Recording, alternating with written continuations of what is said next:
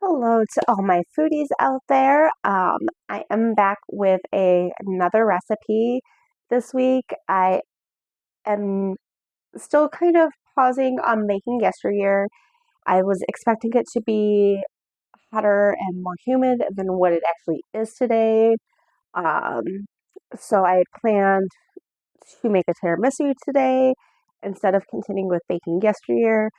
I am still going to make the tiramisu because I have all the ingredients for it, and I'm not sure if I have everything for my next recipe out of baking yesteryear, so we're just going to stick with this. Um, this is my favorite tiramisu recipe to make. It's super easy, super quick. It does take some time to set, so you do want to make this early in the day if you're planning on serving it that day or the day before, um, just so it can set properly. Um, but other than that, it is a really quick recipe to make. I did find this recipe out of the Sopranos Family Cookbook. Um, I gotta say, I never watched The Sopranos when it was on. Um, it just wasn't something that really interested me or appealed to me. Um, at the time that it was on, but I did find the cookbook at a local thrift store for a couple dollars, so I got it because I do like getting cookbooks based off of movies or TV shows or stuff like that, even if it wasn't something that I really watched. Um, the tiramisu is the only recipe I've actually made out of this cookbook so far. But I do really enjoy it. Like I said, it is super easy, super quick to make. I do like that it does not have eggs in it.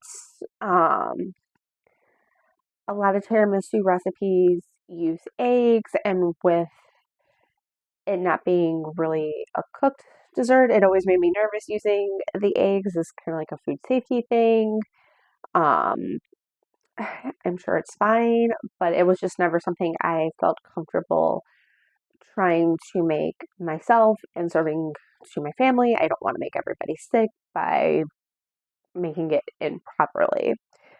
So it was kind of a struggle to find a good tiramisu recipe that didn't have eggs but still tasted like the other tiramisus and stuff like that. A lot of the tiramisus that I found without eggs used Cool Whip or just similar ingredients to the traditional tiramisus, but different enough that it did kind of affect the flavor of the tiramisu. This one was kind of like the best of both worlds, where it does taste just like a tiramisu, uses a lot of the same ingredients, just not the eggs. Um, so when I do make tiramisu now, this is the recipe I make. Um, okay, I don't make it often, but I do make it a couple times a year, I think. Um, so let's get started. All right, so for this tiramisu, we've got lady fingers here. I just buy them from the store. You are able to make them yourself if you want. There are recipes available out there for you to make your own lady fingers, but I just typically buy them from the store because it's easier, it's quicker, it just kind of simplifies the whole project or process. I don't have to make them first and then make the rest of the tiramisu. Um, these are just all ready to go, so I do prefer to use the bought-in ones. But if you want to make your own for it, go for it. We've got some mascarpone cheese here. We've got coffee. So the recipe did call for espresso. This technically is not espresso, as I don't really have an espresso machine. in my house. The coffee pot that I do have does have a setting on it um, that brews coffee similar in taste and strength to espresso. The brewing process is a little bit different than regular espresso, so it's not true espresso, but flavor wise is comparable. So that is what I made for this today. We've got a little bit of amaretto here, some sugar, whipping cream, and some cocoa that we're going to dust over the top. Um, this is everything for the tiramisu. Um, so it doesn't take a lot of stuff. Sometimes the mascarpone cheese can be kind of pricey depending on where you're getting it at. Um, but overall, just not a very extensive recipe as far as ingredients go. So let's get started.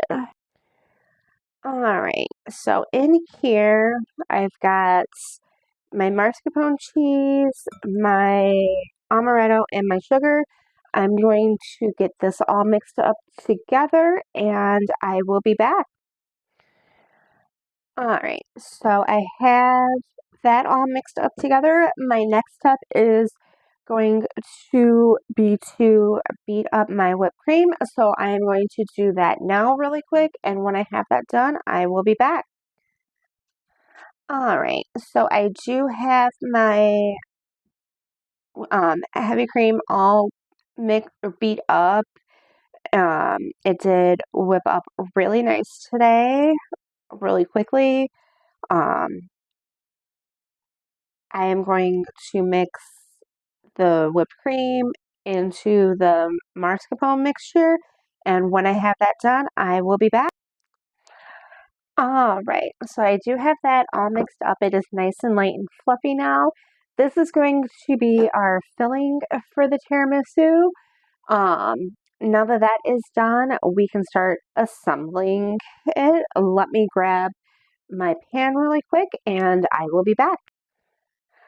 All right, so I did open up a package of my ladyfingers. I've got my pan here and then I've got my coffee in a little bowl. It just makes this process a little bit easier.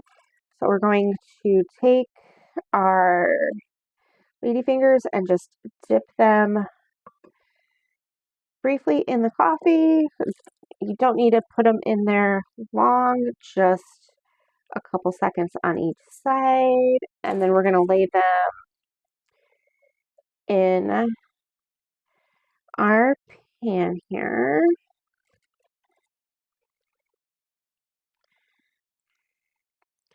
And we're just going to keep doing that until I've got a full layer of cookies on the bottom of my pan here, which I do believe I will use pretty much the entire package here.